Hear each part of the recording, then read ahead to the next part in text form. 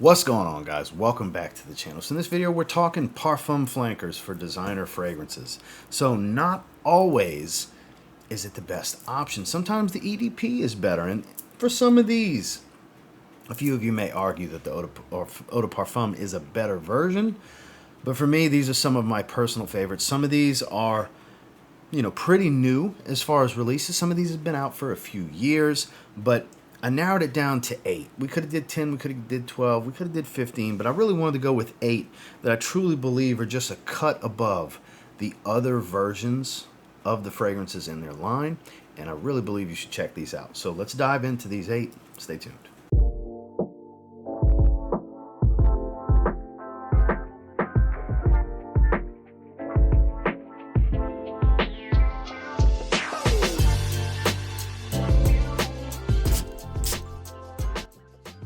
While I don't have a ton of experience with the rest of the line, this was actually my first experience with the Pasha de Cartier line, with Pasha de Cartier Parfum. So some of you got very excited that I included this one, because you feel the same way. You feel strongly about this. This is masculine, boozy, woodsy, a little herbal. There's a lot of bay leaf here. It's resinous. The benzoin gives this warm, ambery feel. This is elegance and class in a bottle. This is masculinity at its finest for a modern designer fragrance. It's beautiful, beautiful stuff. Performance is well pronounced. God, that is so good out in the air. Long lasting. This is one that you don't have to concern yourself with respraying, at least in my experience. And this one dresses up beautifully. This is an elegant fragrance that still has that man's man type of feel with some modern boozy tones. The woodiness here is sandalwood. It doesn't make it too creamy of a fragrance, because sometimes sandalwood dominance can kind of overtake the scent profile, and I think it works harmoniously with the booze and the amber and bay leaf combination that we do have going on here. Just a stellar fragrance that I strongly encourage you to try. If you've ever been a fan of more masculine boozy fragrances or the Pasha de Cartier scent profile as a whole, you should really do yourself a favor and try Pasha de Cartier Parfum.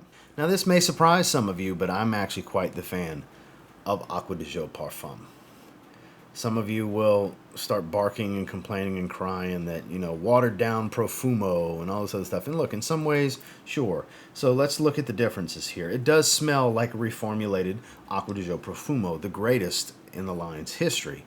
But the difference here is there's an enriched rosemary that makes more of a green, fresh, spicy tone.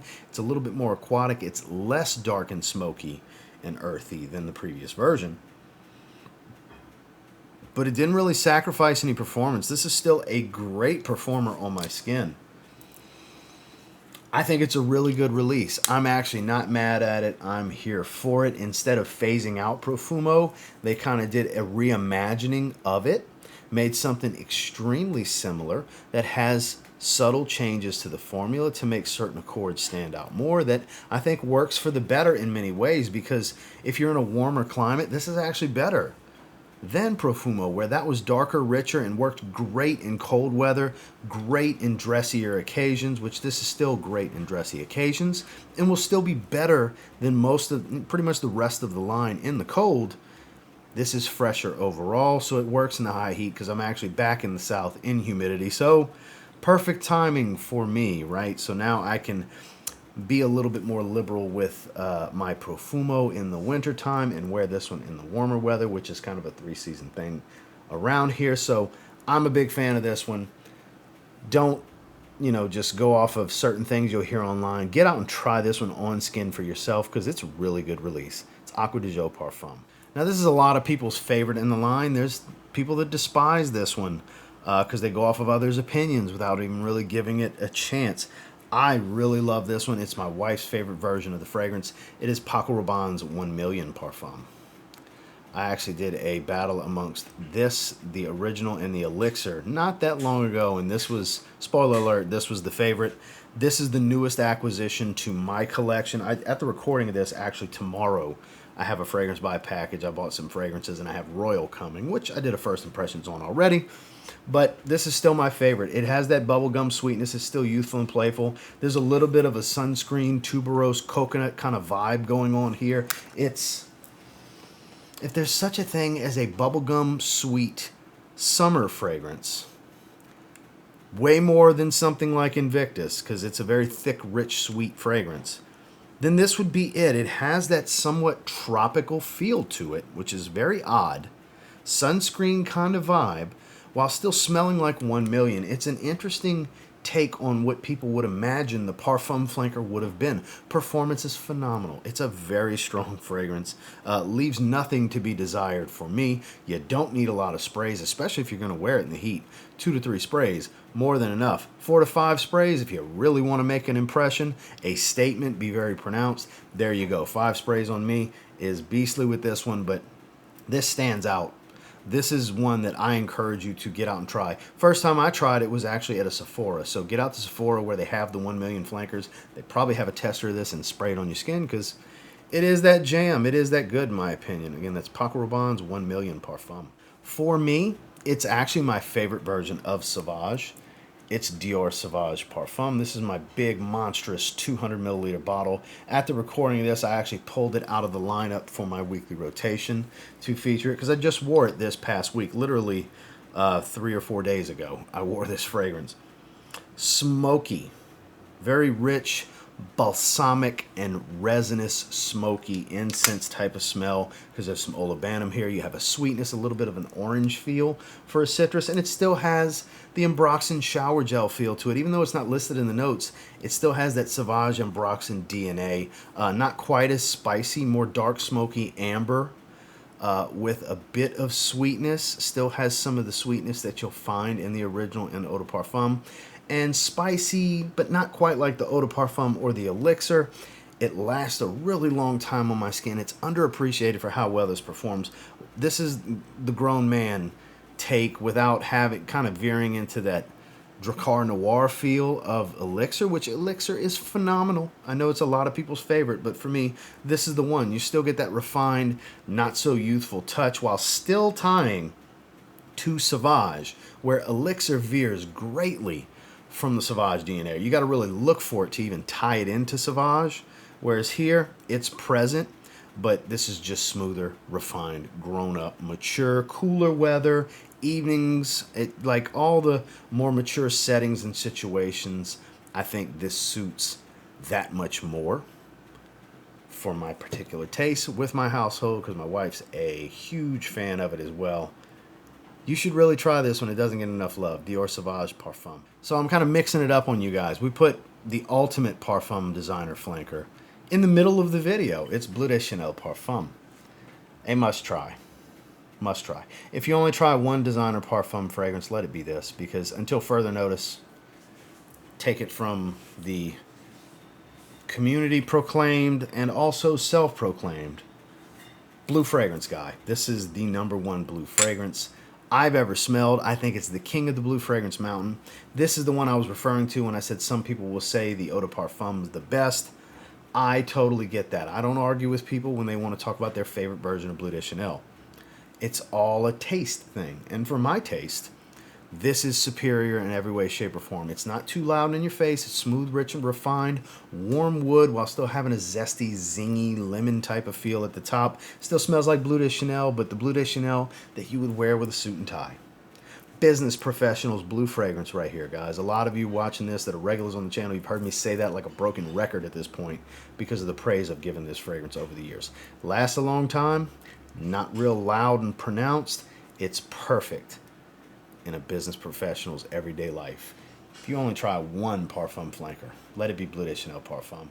It's amazing how much better this is than the rest of the line. Now, I literally, at the recording of this, released the video today where this was #2. It's the best flanker.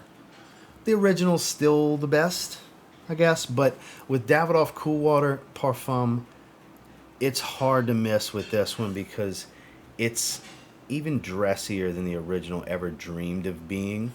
It's a sharp lemon. It's full of pink pepper at the top with an earthy, lightly smoky type of vetiver feel. It has a little hit of Ambroxan smell to it, even though it's not listed.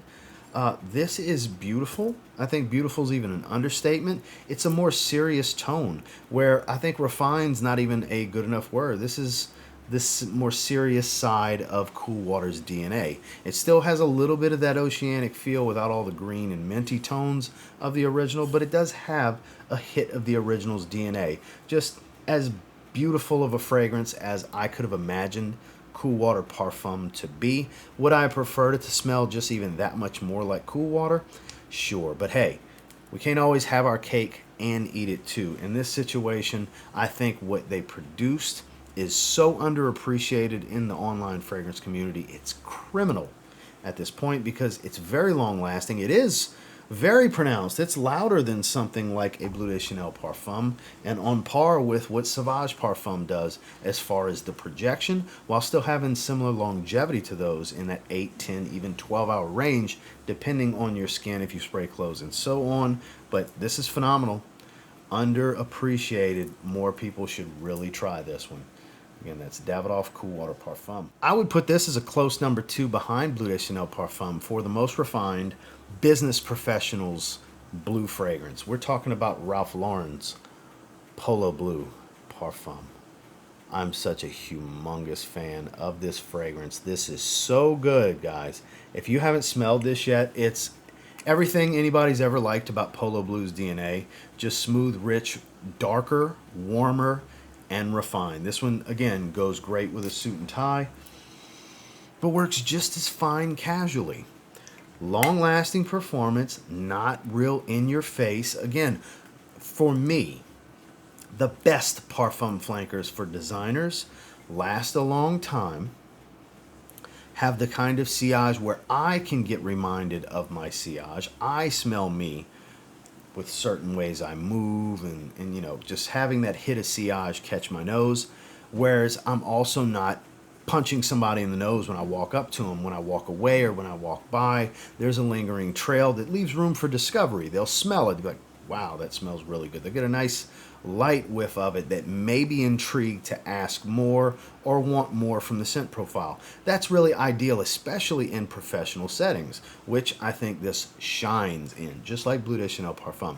It is the perfect performance for that. You still get that oceanic cucumber green feel from, you know, Polo Blue, but it's more rich, resinous, warm, and ambery overall. That just makes it kind of in a class of its own among the Polo Blue line. So do yourself a favor, get your nose on this. It's the best version of it, in my opinion, of Polo Blue.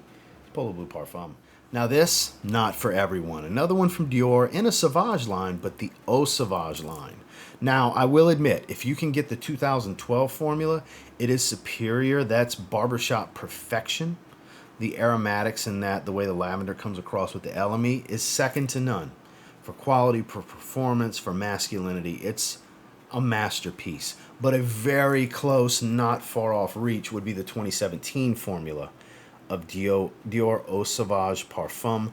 So instead of the LME that's in here, there was myrrh in the 2012. I believe I said LME by mistake on the first one, but it was myrrh. So it had this darker, richer feel to it, whereas it's more of a creamy tone here. Citron, sharp, grapefruit, lemon type of smell. Fresh vetiver. This is so beautiful. I've never sprayed this more than 4 times. It's super, super strong, very masculine, old school, timeless. That's why I say it's not for everyone. There's some people that will give this the old man tag, so be wary. I know it's not easy to get a sample or just to try it out without, you know, spending, you know, 130, 150 bucks, whatever it's going for these days for a bottle. I get it. But man, this is old school greatness, in my opinion. The way the scent profile is, it's the ultimate version of Dior Eau Sauvage. Now, I don't have the 2012 formula. I have a decant that someone was nice enough to send to me. Chris, talking to you, appreciate you. And it is superior. More lavender based, a lot of myrrh, dark rich, like I said, barbershop perfection. Whereas this is more of a vetiver fragrance than the previous one. Still barbershop, but not quite as much of a fougere type of scent profile. Still aromatic, but here I find it's more of a citrus aromatic overall because you get a lot of that citron, and then the vetiver has a real strong dominance with this fragrance. But performance is ridiculous. If you're in a professional setting and you want that assertive masculine fragrance that's super classy, this is the one. Oh man, this is must try, not must own, because not everybody's going to like it, but there are some that are really going to be able to appreciate the artistry that went into making what I believe to be a timeless, masculine, man's man, elegant scent profile that will always work, just not for everybody. You got to pull this one off. I'm not going to call it a challenge, but it's not your modern mass appealing synthetics, I'll tell you that. It's more of a timeless style of the 60s and 70s. That's why it could potentially get the old man tag from the younger folks. So definitely try this one out if you're looking for a timeless experience just done right. Dior Eau Sauvage Parfum. This is the 2017 formula. Well, that's the 8 that I wanted to bring to you and discuss today. So until next time, do me a real quick favor. Go ahead and like, comment, subscribe, because I do appreciate all the feedback and I love hearing from you guys. What's some of your favorite parfum flankers of these designer fragrances? Or any of these personal favorites of yours? Did I omit some of your favorites? Because there's a lot that were intentionally left off. Like I said, we could have did 10, we could have did 12, we could have did 15, but I wanted to really narrow it down to like, there's some variety here. There's modern stuff, there's sweet stuff, there's old school masculine. Like, we had a little bit of everything here, in my opinion.